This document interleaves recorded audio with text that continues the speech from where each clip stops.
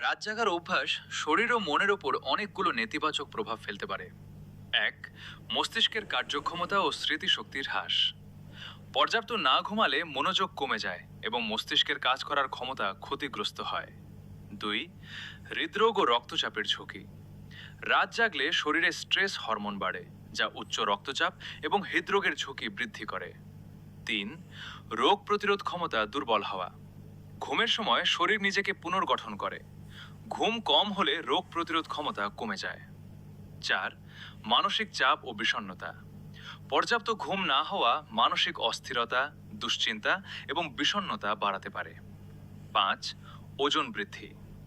দেরিতে ঘুমানোর কারণে ক্ষুধা নিয়ন্ত্রণকারী হরমোনের ভারসাম্য নষ্ট হয়, যা অতিরিক্ত ওজন বৃদ্ধির কারণ হতে পারে।